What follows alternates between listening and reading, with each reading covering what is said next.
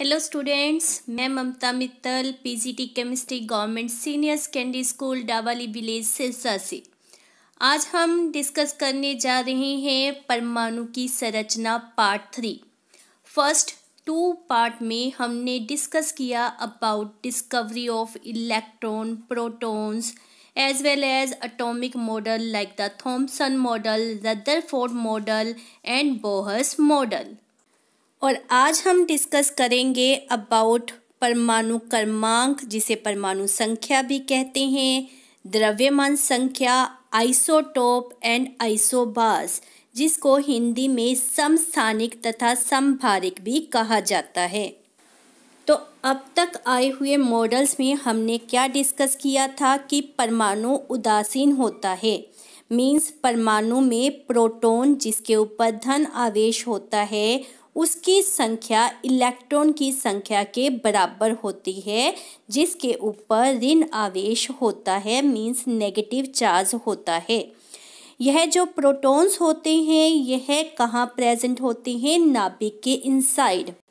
और किसी तत्व के नाभिक में स्थित प्रोटॉन की संख्या को परमाणु क्रमांक कहते हैं।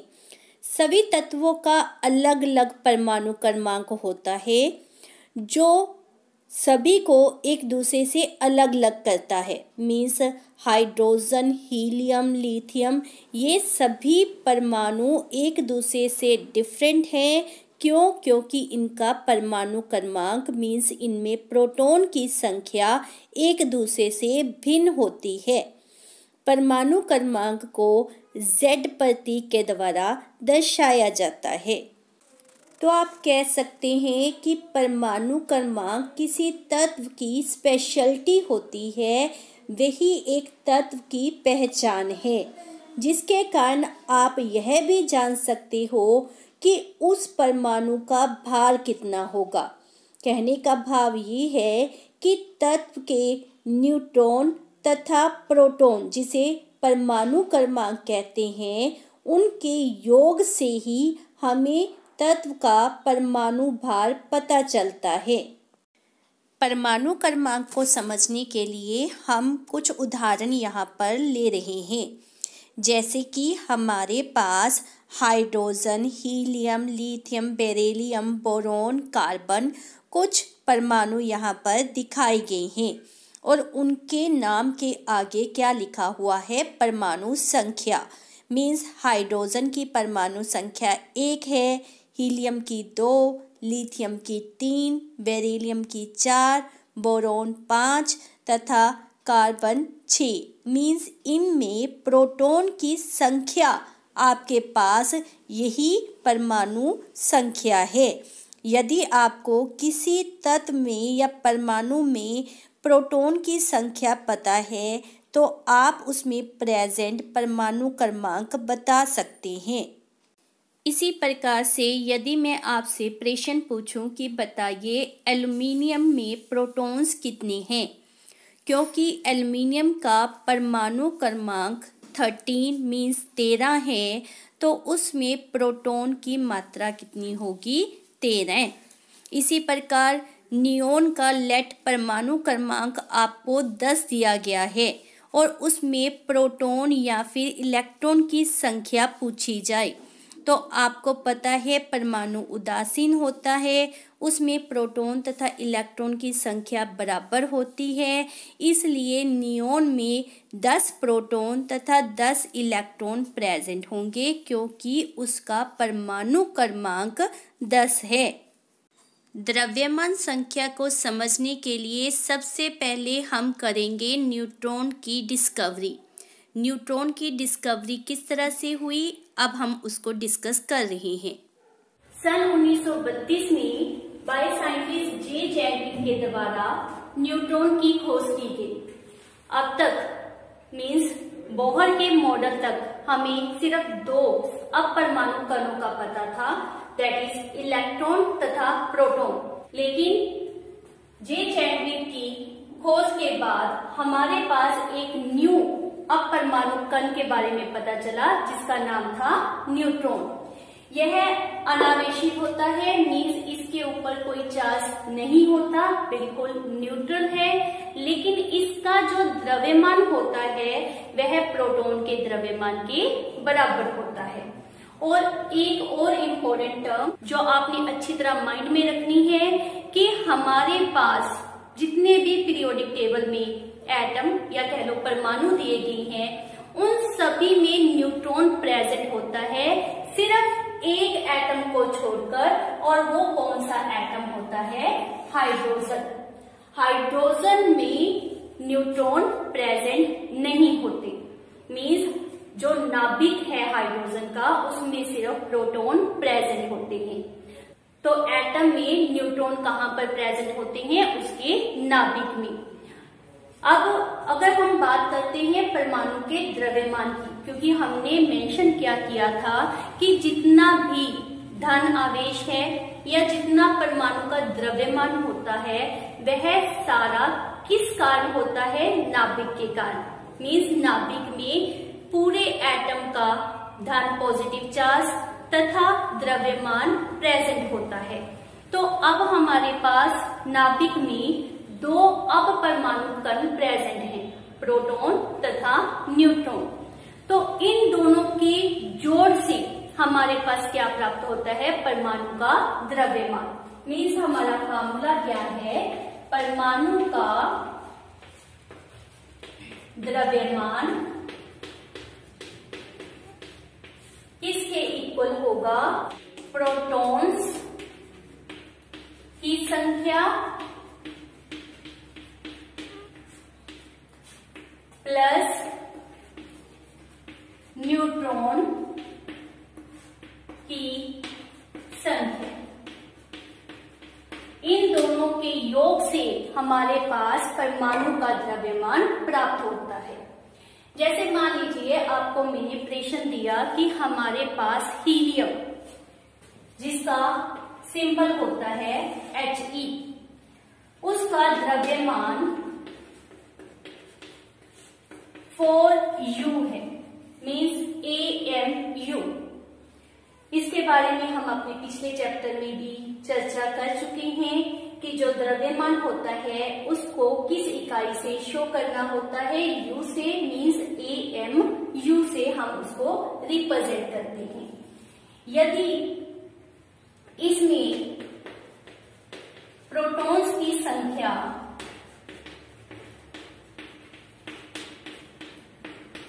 दो हो तो न्यूट्रॉन्स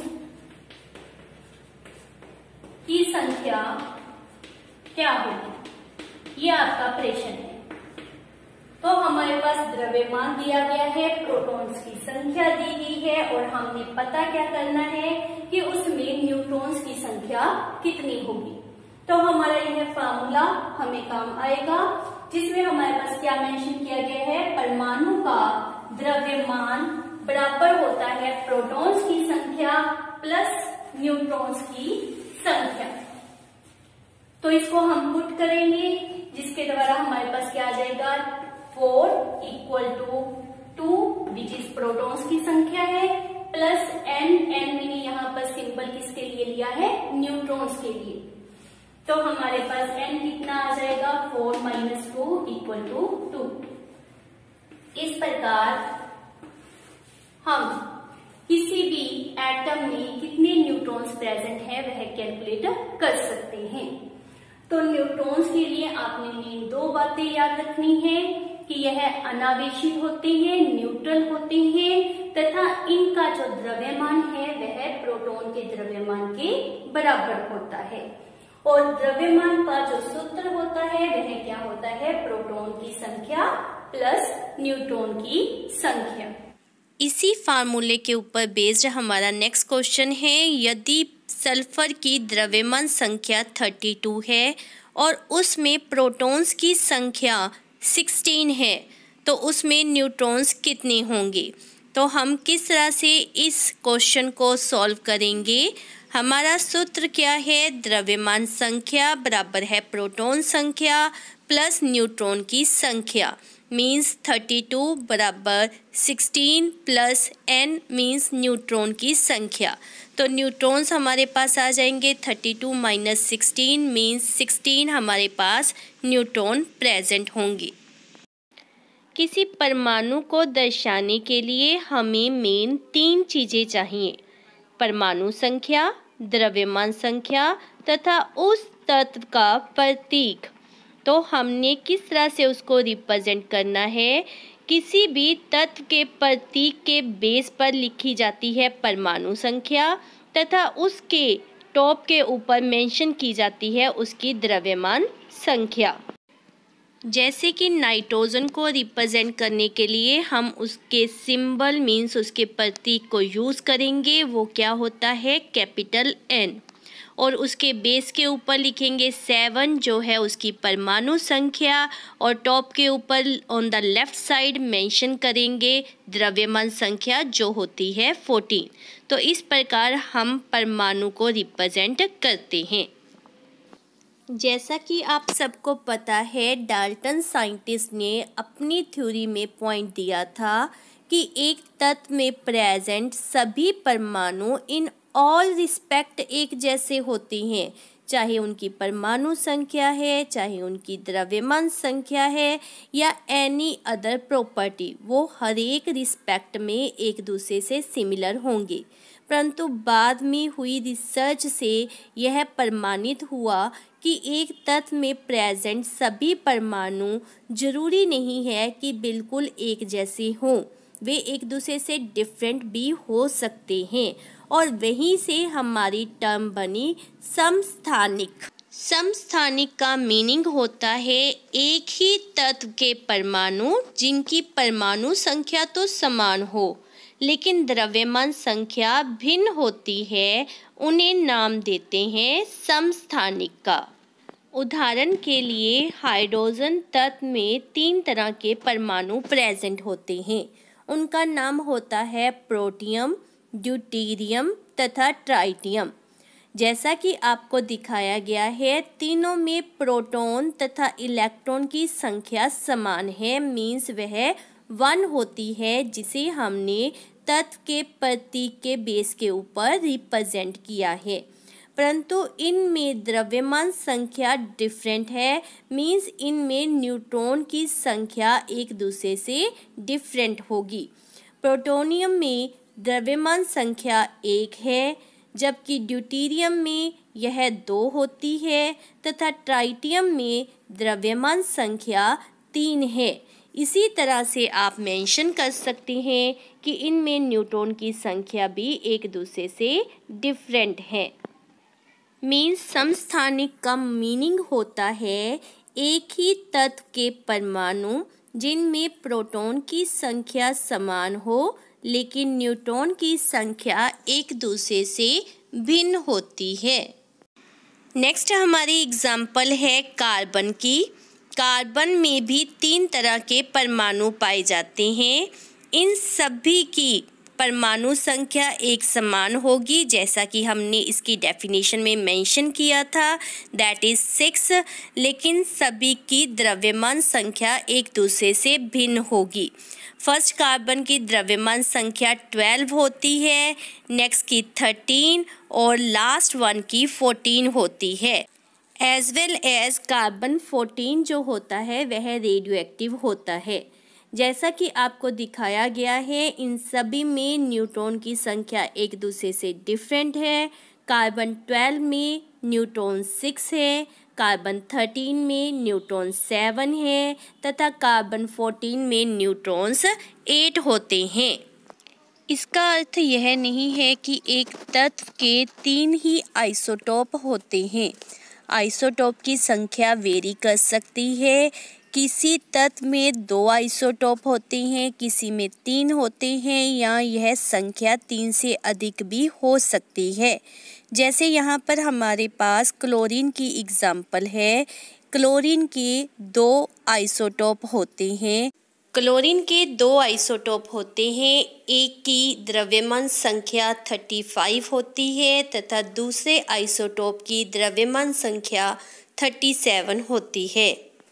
दोनों में प्रोटॉन की संख्या समान होती है, मीन्स दोनों में प्रोटॉन 17 होते हैं, लेकिन जिसकी द्रव्यमान संख्या 35 है उसमें न्यूट्रॉन 18 है, और जिसकी द्रव्यमान संख्या 37 है उसमें न्यूट्रॉन की संख्या 20 होती है। यदि हम समस्थानिकों के रासायनिक गुणों की बात करें तो इनके रासायनिक गुण समान होते हैं, परंतु भौतिक गुण मीन्स फिजिकल प्रॉपर्टीज अलग अलग होती हैं। तो अब तक की गई एग्जाम्पल से आपको क्लियर हो गया होगा कि बहुत से तत्वों में समस्थानिक का मिश्रण भी होता है। किसी तत्व का प्रत्येक समस्थानिक शुद्ध पदार्थ होता है। तो अब प्रश्न यह उठता है कि जिन तत्वों में समस्थानिक पाए जाते हैं उसमें द्रव्यमान क्या लिया जाए। जैसे कि क्लोरीन के दो द्रव्यमान हमारे पास हैं 35 तथा 37। तो क्लोरीन परमाणु का द्रव्यमान कौन सा माना जाए, क्या 35 को माना जाए या फिर 37 को। तो इसके लिए हमारे पास एक मेथड है जिसे हम नाम देते हैं औसत द्रव्यमान का। किसी प्राकृतिक तत्व के एक परमाणु का द्रव्यमान उस तत्व में विद्यमान सभी प्राकृतिक रूप में पाए जाने वाले परमाणुओं के औसत द्रव्यमान के बराबर होता है। अगर किसी एक तत्व का कोई भी समस्थानिक नहीं है तो परमाणु का द्रव्यमान उसमें उपस्थित प्रोटॉन तथा न्यूट्रॉनों के द्रव्यमान के योग का ही होता है, जैसा कि हमने पहले भी फार्मूला किया था। लेकिन यदि एक तत्व में समस्थानिक पाए जाते हैं तो हमें प्रत्येक समस्थानिक की प्रतिशत मात्रा को जानना होगा, फिर ही हम उनके औसत द्रव्यमान की गणना कर सकते हैं। क्योंकि औसत परमाणु द्रव्यमान का सूत्र क्या होता है, sum total of product of their mass number and their percentage, means जो उनका द्रव्यमान है उसको उसकी प्रतिशत मात्रा से मल्टीप्लाई करके हमारे पास जो टोटल मास बनेगा उसको हम क्या रेफर करते हैं, औसत द्रव्यमान। जैसे कि क्लोरीन के दो आइसोटोप होते हैं मास नंबर 35 तथा 37 और यह 3:1 में पाए जाते हैं। कहने का भाव यह है कि जिसका मास नंबर 35 होता है वह 75% अक्कर करता है और जिसका मास नंबर 37 होता है वह 25% नेचुरली अक्कर करता है। तो औसत द्रव्यमान निकालने का हमारा फार्मूला क्या आएगा, 35 जो कि एक आइसोटोप का मास नंबर है मल्टीप्लाई विद 75/100 मीन्स उसकी जो परसेंटेज है, प्लस दूसरे आइसोटोप का द्रव्यमान जो 37 है मल्टीप्लाई विद 25% मीन्स 25/100 जो उसकी नेचुरल परसेंटेज प्रेजेंट होती है, और इनका हम सम टोटल करेंगे और एज ए रिज़ल्ट जो मास हमें ऑब्टेन होगा वह है 35.5 U और यह होता है average atomic mass of chlorine means औसत द्रव्यमान संख्या क्लोरीन के लिए। इसी प्रकार से हम अन्य किसी भी तत्व लाइक हाइड्रोजन, कार्बन, बोरोन कि जिसमें आइसोटोप प्रेजेंट होते हैं उनका औसत द्रव्यमान पता कर सकते हैं। समस्थानिकों के बहुत से उपयोग हैं क्योंकि उनमें बहुत से स्पेशल फीचर पाए जाते हैं। यहाँ पर हम कुछ समस्थानिकों के उपयोग मेंशन कर रहे हैं। फर्स्ट वन, यूरेनियम के एक समस्थानिक का उपयोग एटॉमिक रिएक्टर जिसे परमाणु भट्टी भी कहते हैं उसमें ईंधन के रूप में मीन्स फ्यूल के रूप में किया जाता है। नंबर 2, कैंसर के इलाज के लिए कोबाल्ट के एक समस्थानिक का उपयोग किया जाता है। नंबर 3, गेंगा रोग के इलाज में आयोडीन के एक समस्थानिक का उपयोग होता है। तो इसी प्रकार से और भी बहुत समस्थानिक है जिनका उपयोग डिफरेंट फील्ड में किया जाता है। यह थे हमारे पास डिफरेंट टाइप के समस्थानिक, उनका किस तरह से आपने मास नंबर कैलकुलेट करना है तथा उनके क्या उपयोग होते हैं। जैसा कि आइसोटोप की रिसर्च के बाद डाल्टन एटॉमिक थ्योरी का पॉइंट कि एक तत्व में प्रेजेंट परमाणु बिल्कुल एक जैसे होंगे, वो एक दूसरे से डिफरेंट नहीं होंगे, वह गलत सिद्ध हुआ। उसी प्रकार डाल्टन एटॉमिक थ्योरी में एक अन्य और पॉइंट था जिसमें मेंशन किया गया था कि दो डिफरेंट तत्वों में प्रेजेंट परमाणु बिल्कुल एक दूसरे से डिफरेंट होते हैं, वह किसी भी रिस्पेक्ट में एक दूसरे से मैच नहीं करते। वह भी गलत सिद्ध हुआ after the discovery of isobar, जिसे हिंदी में कहते हैं समभारिक। ऐसे तत्व जिनकी परमाणु संख्या भिन्न भिन्न हो परंतु द्रव्यमान संख्या एक जैसी हो, उसे हम क्या नाम देते हैं, समभारिक। मीन्स ये दो डिफरेंट तत्व होंगे लेकिन दोनों की द्रव्यमान संख्या एक जैसी होगी। आइसोटोप की तरह ही जरूरी नहीं है कि इनकी संख्या दो हो, दो या दो से अधिक समभारिक पाए जा सकते हैं। हमारे पास दो तत्व ऐसे हैं जिनमें समभारिकता पाई जाती है। One is calcium and second is argon. इन दोनों की ही द्रव्यमान संख्या एक दूसरे के समान होती है। आर्गन एटॉमिक नंबर 18 होता है जबकि कैल्शियम का एटॉमिक नंबर 20 होता है। मीन्स ये दोनों डिफरेंट तत्व होते हैं लेकिन दोनों की ही द्रव्यमान संख्या जैसे कि आपके पास रिप्रेजेंट की गई है कितनी होती है, 40। तो जिन तत्वों की द्रव्यमान संख्या एक जैसी हो उसे हम नाम क्या देते हैं, आइसोबार्स। तो आज हमने जो कुछ भी पढ़ा समझा कि परमाणु संख्या क्या है, द्रव्यमान संख्या क्या है, उसके बेसिस के ऊपर हम यह क्वेश्चन अब अटेम्प्ट करेंगे। तो हमारा क्वेश्चन क्या है, निम्नलिखित सारणी को पूरा कीजिए। आप देख रहे हैं कि हमें क्या दिया गया है, परमाणु संख्या, द्रव्यमान संख्या, न्यूट्रॉनों की संख्या, प्रोटॉनों की संख्या, इलेक्ट्रॉनों की संख्या तथा परमाणु स्पीशीज। कहीं पर उन्होंने हमें वैल्यू दी है या स्पीशीज का नाम दिया है लेकिन ज़्यादा स्थान हमारे पास वेकेंट है। तो हमने क्या करना है, इन वेकेंट स्थानों के ऊपर क्या संख्या या स्पीशीज का नाम आएगा उनको अंकित करना है। तो हमारा रूल क्या है कि जो परमाणु संख्या होती है that is equal to proton की संख्या और इक्वल टू इलेक्ट्रॉन की संख्या। मीनिंग प्रोटॉन, इलेक्ट्रॉन तथा परमाणु संख्या एक जैसी ही होगी और इसी के ऊपर हम निर्धारित करेंगे कि हमारे पास परमाणु स्पीशीज क्या होगी। मीन्स परमाणु का नाम हमें कहाँ से मिलेगा, परमाणु संख्या से। अगर इलेक्ट्रॉन तथा प्रोटॉन की संख्या इक्वल ना हो, इट मीन्स वह जो परमाणु स्पीशीज है that is convert into ion. Means वह या तो पॉजिटिव आयन होगा या फिर नेगेटिव आयन। तो उसका हमें कैसे पता चलेगा, अगर प्रोटॉन की संख्या इलेक्ट्रॉन की संख्या से अधिक है इट मीन्स परमाणु ने इलेक्ट्रॉन को लॉस किया है और उसके ऊपर जो चार्ज है वह पॉजिटिव आएगा।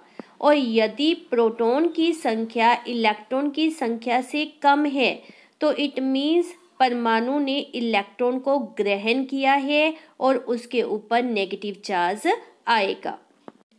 तो इस फार्मूले के बेसिस के ऊपर हमारे पास जो रिजल्ट ऑब्टेन हो रहे हैं वो ये हैं। इट मीन्स पहली रो में हमारे पास परमाणु संख्या 9 दी थी तो प्रोटॉन भी 9, इलेक्ट्रॉन भी 9 और 9 के ऊपर स्पीशीज होती है फ्लोरीन। सेकेंड नंबर के ऊपर हमारे पास 16 परमाणु संख्या दी गई है इसलिए प्रोटॉन भी 16 होंगे और इलेक्ट्रॉन भी 16। स्पीशीज का नाम आपके पास दिया ही गया है that is sulphur. In the third row हमारे पास सिर्फ प्रोटॉन की संख्या दी गई है 12 तो इलेक्ट्रॉन भी कितने होंगे 12 और 12 के ऊपर हमारा एटम कौन सा होता है, दैट इज़ मैग्नीशियम, इसलिए यहाँ पर मैग्नीशियम प्रेजेंट होगा।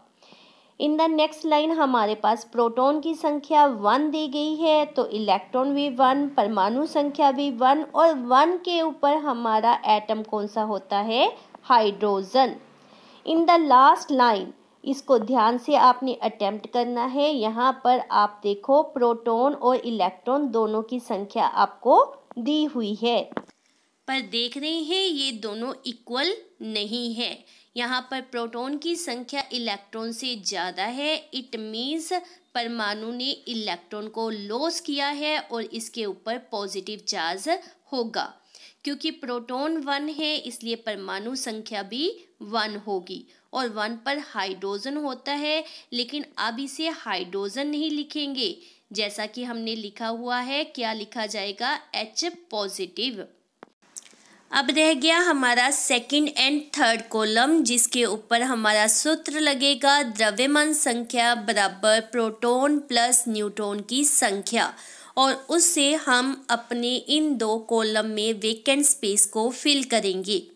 तो फर्स्ट लाइन में हमारे पास न्यूट्रॉन 10 दिए गए हैं और प्रोटॉन 9, तो दोनों का सम अप करके कितना हुआ, 19, तो द्रव्यमान संख्या 19 होगी। इन द सेकेंड केस हमारे पास द्रव्यमान संख्या 32 दी गई है, प्रोटॉन 16, दोनों की माइनस करेंगे जिससे हमें 16 मिला, इसलिए न्यूट्रॉन कितने होंगे, 16, क्योंकि द्रव्यमान संख्या माइनस प्रोटॉन की संख्या किसके इक्वल होती है, न्यूट्रॉन की संख्या के। इसी तरह से हमारी थर्ड लाइन को फिल करेंगे, 24 माइनस 12, तो हमारे पास न्यूट्रॉन कितने आ जाएंगे, 12। In the next line 2 minus 1, तो हमारे पास न्यूट्रॉन कितने आ जाएंगे, 1। तो इस तरह से हमने अपनी पूरी सारणी को कंप्लीट करना है। तो यह क्वेश्चन बहुत ही इंटरेस्टिंग है, आपने अच्छी तरह से इनको अटेम्प्ट करना है। Thank you for watching my video.